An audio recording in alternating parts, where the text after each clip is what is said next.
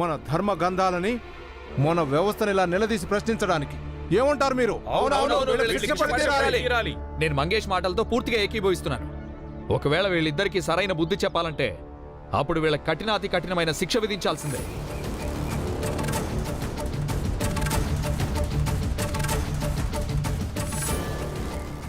ఇప్పుడు భీమరావు కుటుంబ సభ్యులు వచ్చారు. ఇక వీళ్ళందరూ ఇక్కడ ఉన్నంత వరకు భీమరావు తల వెంట్రుకలు కూడా మేము కదిలించలేము. కానీ ఇప్పుడు కనీసం మాధవికైనా ఖచ్చితంగా శిక్ష వేయాలి. అప్పుడు భీమరావు కూడా మా శక్తి ఇంకా మా తాహతేంటో తెలిసొస్తుంది. ఈ విధవదానికి బాగా నోరులేస్తోంది. ఈ నోటితోనే ఇది పుస్తకం చదివింది. ఇంకా ఈ నోటితోనే ఇది మనల్ని నిలదీసి ప్రశ్నిస్తుంది. దీని నోటిలో ఎర్రగా కణకణమండే నిప్పులు పోయాలి.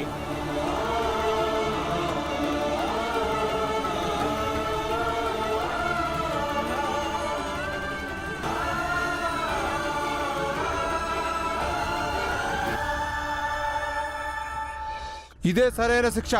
ఏమంటారు? ఇదే సరైన శిక్ష, ఇదే తగిన శిక్ష. ఇప్పుడు ఇదంతా ఈ భీమరావు ఎదురుగానే జరగాలి. అప్పుడు వీడికి కూడా తెలుస్తుంది వీడు చెప్పిన తప్పు కారణంగా వీడి అక్క ఎంత పెద్ద శిక్ష అనుభవించాల్సి వచ్చిందో. ఇక జీవితాంతం వీడు పశ్చాత్తాపడుతూ ఉంటాడు. ఇంకెప్పుడు పెద్ద జాతి వాళ్ళెవరితోనూ సంబంధం కలుపుకోవడానికి ధైర్యం చేయడు. సిద్ధాంతి గారు చాలా ధర్మ సంబంధమైన శిక్ష విధించారు. ఈ శిక్షని నేను సమర్థిస్తున్నాను. ఏమంటారు? మేము సమర్థిస్తున్నాం. వద్దు వద్దు, మీరు అలా చేయడం భావ్యం కాదు. భీమా, ఏ రామ్జీ, నీ కొడుకునే ఆపు, లేకపోతే వీడి నోట్లో కూడా కాలుతున్న నిప్పులు పోస్తాం. వద్దు వదులమ్మా, వదులు. నోర్మై, క్షమించి వదిలేయండి. భీమికి మీదట మాధవని కలవడు.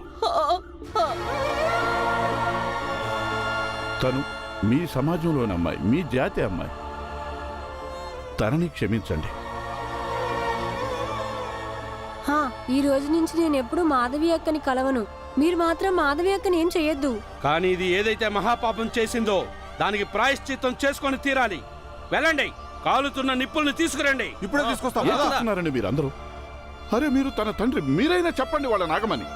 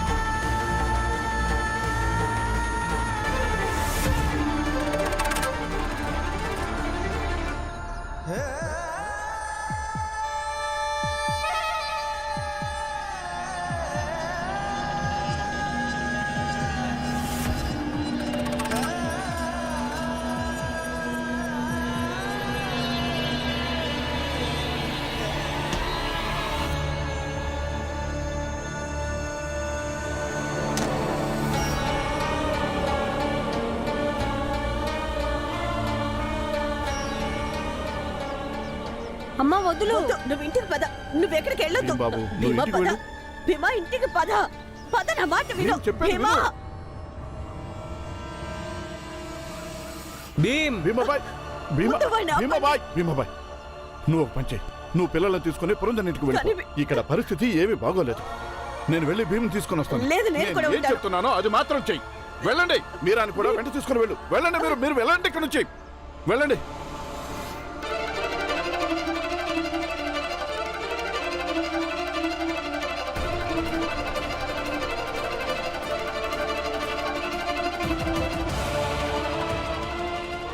అరే చూడండి చూడండి, దాన్ని వెతకండి. ఇక్కడే ఎక్కడ ఉండుంటుంది. వెళ్ళు మంగేష్, వెళ్ళు. చూడండి చూడండి అటు వెళ్ళి చూడండి, అది ఇక్కడే ఎక్కడ ఉండుంటుంది. చూడండి.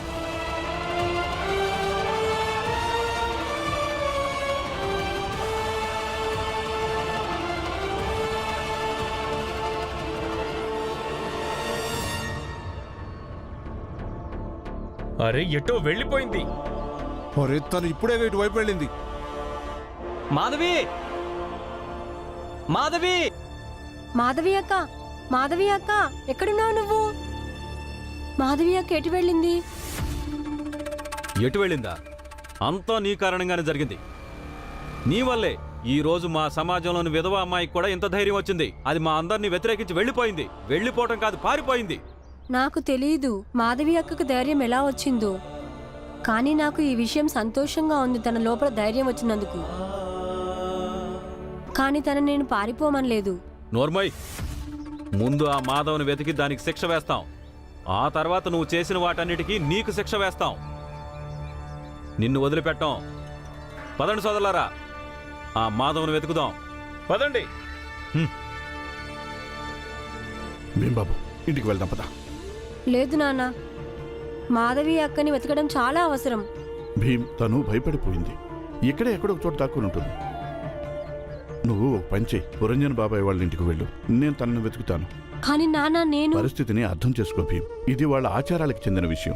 వాళ్ళు ఆవేశానికి లోనై నీకేమైనా హాని చేస్తే? నాన్న నువ్వే చెప్తావుగా, ప్రాణభయంతో మనం సంఘర్షణ చేయడం ఆపకూడదని. ఇప్పుడు కూడా నేను మాధవి అక్కకి ఏమి సహాయం చేయలేకపోతే నేను తమ్ముడిని ఎలా అవుతాను?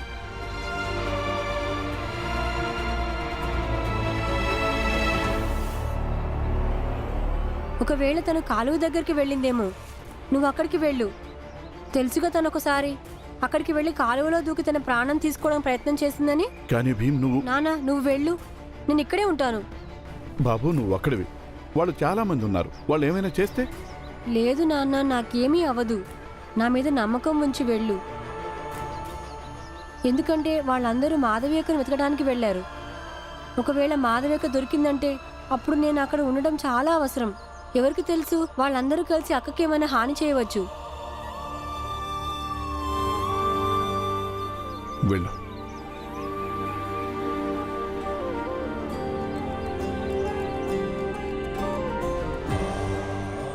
భీంబాబు ఇది రెండోసారి నేను నిన్ను ఇలా ఆపదలో వదిలేసి వెళ్తున్నాను.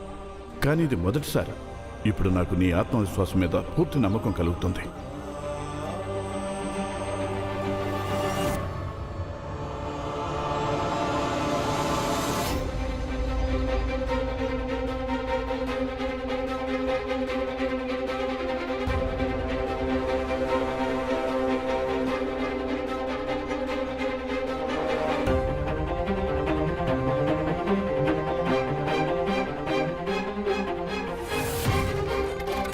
అసలు ఈ అమ్మాయి ఎక్కడికి వెళ్ళి ఉంటుంది?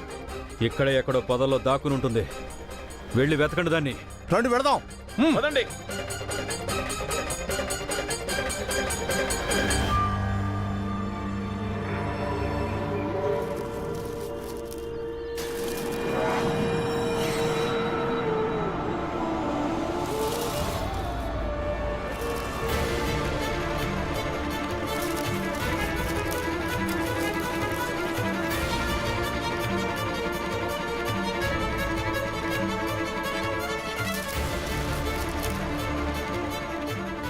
ఏమైంది, కనిపించిందా? లేదు. అయితే అడవులకు వెళ్ళి వెతకండి. ఆ చెట్టుల్లో దాక్కుని ఉండొచ్చు.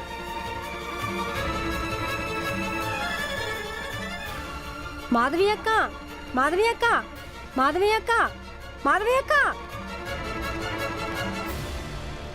మంగేష్, సెట్ గారు. ఏంటి సెట్ గారు? ఈ భీమరావు ఇక్కడే ఉన్నాడు. ఇంకా ఈడి బాబు కూడా ఇక్కడే ఎక్కడో ఉండుంటాం. ఇప్పుడు వెళ్ళి వీడి ఇంట్లో వాళ్ళ అంతు చూడు. బాగా చెప్పారు సేటు గారు, మంచి అవకాశం, వెళ్తాను. ఇదిగో చూడు, భీమరావు దృష్టిలో పడకుండా చాటుగా వెళ్ళు. వెళ్ళండి. బాలి, చేతన్ ఇట్రండి. శుభం, మోహన్ ఇట్రండి. అటు వెతుకుదాం పదండి, అటు చూద్దాం పదండి. బాలి తొందరగా రా. పద.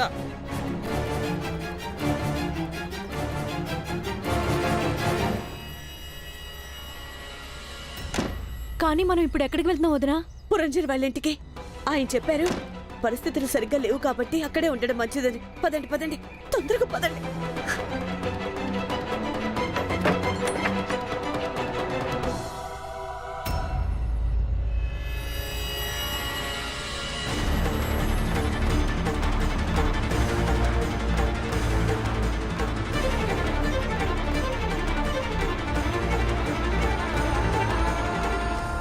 పోయండి, ఇల్లంతా కిరోసిన్ పోయండి, పోయండి. నువ్వు ఇటుపోయి తగలబెట్టి బూడిద చేసేద్దాం. అందరినీ తగలబెట్టాలా? మొత్తం ఇటు కూడా పోయి పోయి.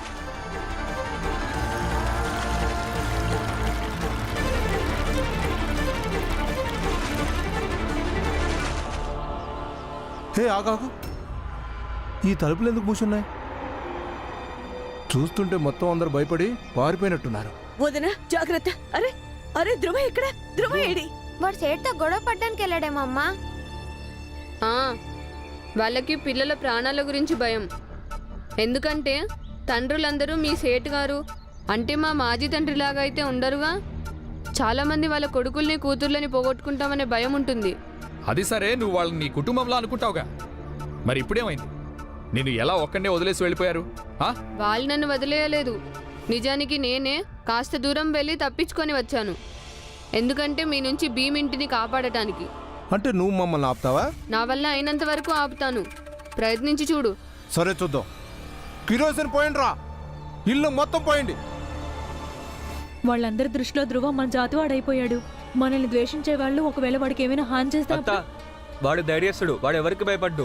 వాళ్ళకి ఎలా జవాబు చెప్పాలో వాడికి తెలుసు. నువ్వు పద, వాడు వస్తాడు. రా, మీరందరూ నడుస్తూ ఉండండి, నేను ధ్రువాన్ని తీసుకొస్తాను. ఇక చాలు. వద్దమ్మా, వద్దు, పదండి, పద, పదండి. పద, ముందుకు పద, పద. పదండి, అందరూ పదండి, పదండి, అందరూ పదండి.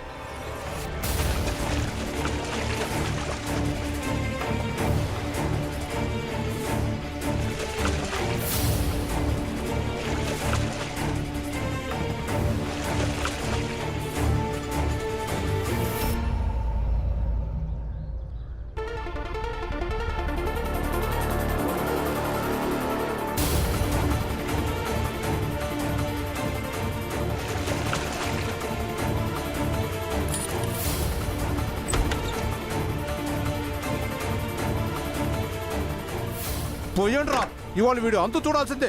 వెలిగించు, కాగడా వెలిగించు. ఆగండి ఆగండి, అందరూ కొంచెం ఆగండి. నువ్వు లోపల ఏం చేస్తున్నావు? బయటికి రా, బయటికి రా. భీమ్ వాళ్ళ ఇంటిని రక్షిస్తున్నాను. నిప్పు అంటిస్తారా? అంటించండి. కానీ ఒకవేళ నేను ఈరోజు భీమ్ ఇంటిని కాపాడకపోతే అప్పుడు నేను కూడా ఈ మంటలో కాలి బూడిదైపోతాను. ధైర్యం ఉందా? అంటించి నిప్పు. నన్ను కూడా కలిపి తగలబెట్టండి. అసలు నీకు మతేమన్నా చెడిపోయిందా ఏంటి? ఈ తక్కువ జాతి వాళ్ళ కోసం నీ ప్రాణాన్ని ఎందుకు ఆహుతి ఇవ్వాలనుకుంటున్నావు? రా, బయటికి రా, మర్యాదగా బయటికి రా. నేను రాను. అయినా నా గురించి మీ అందరికీ బాగా తెలుసు. నేనేదైనా అనుకుంటే అది ఖచ్చితంగా చేసి తీరుతానని. ధైర్యం ఉంటే నిప్పంటించండి, నన్ను కూడా తగలబెట్టండి.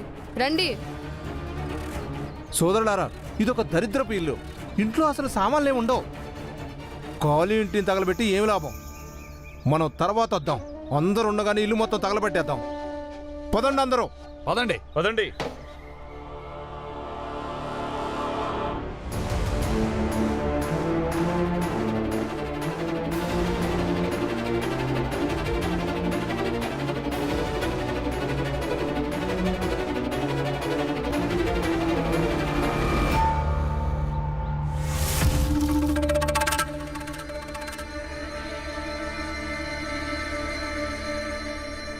సేట్ గారు, నిప్పంటించలేకపోయాం. ఆ భీమరావు కుటుంబం మొత్తం భయపడి ఇల్లు వదిలి పారిపోయారు. అయితే ఇదింకా మంచిదేగా. ఖాళీ ఇంటిని తగలబెట్టాలి. అయ్యో సేటు గారు, తగలబెట్టేసేవాడమే. కానీ మీ అబ్బాయి ఆ ఇంట్లోకి వెళ్ళి తను బంధించుకున్నాడు. అక్కడ మీ అబ్బాయి ఉండగా ఎలా తగలబెట్టేస్తాం? ధ్రువా, సర్లే, వాడి సంగతి తర్వాత చూద్దాం. ముందు దీన్ని వెతకండి. పదండి వెతుకుదాం, వెతకండి. మొత్తం వెతకండి. మాధవి, ఇప్పుడు నువ్వు ఒక్కసారి చేతికి దొరకాలి, నిన్ను ముక్కలు ముక్కలుగా నరికేస్తాను. అరే నువ్వు ఇప్పుడు బయటికి రాకపోతే రాత్రికైనా వస్తావు కదా, రాత్రికి కూడా రాకపోతే తెల్లవారైనా వస్తావుగా, ఇప్పుడు ఒకసారి రావాల్సిందేగా. ఇప్పుడు మేము ఇక్కడి నుంచి వెళ్లేదే లేదు, ఇప్పుడు మేము ఇక్కడి నుంచి నిన్ను చంపి పాతి పెట్టకుండా వెళ్లేదే లేదు.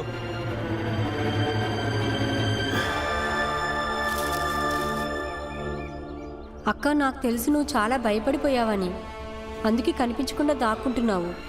కానీ నేను నిన్ను వెతుకుతాను, నీకు ఏమీ అవనివ్వను.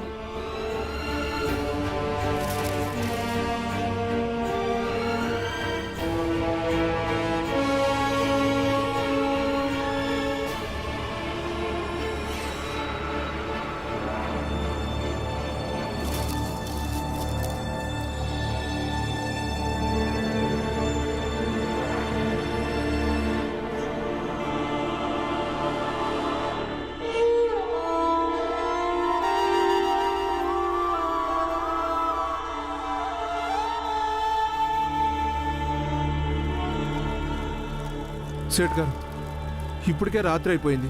అన్ని చోట్ల వెతికాం, కానీ ఆ మాధవి ఎక్కడా కనిపించలేదు. కొంపదీసి తను పారిపోయిందేమో. పారిపోయి ఎక్కడికి వెళ్తుంది? ఇక్కడే ఎక్కడో దాక్కుని ఉంటుంది. తెల్లారిపోయినా పర్వాలేదు, కానీ దీన్ని వెతికి పట్టుకోవాలి. 4 దిక్కులా వెళ్ళండి, చాలా జాగ్రత్తగా వెతకండి. ఇప్పుడు వెళ్ళండి. మీరు అటు వెళ్ళి వెతకండి. మీరు ఇటు వెళ్ళండి.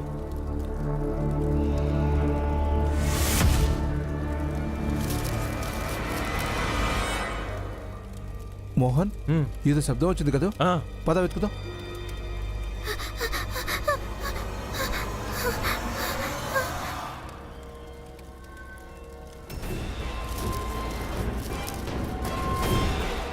ఇక్కడ ఎవరు లేరు, అటు వెతుకుదాం. రాక ఇక్కడ కూర్చో.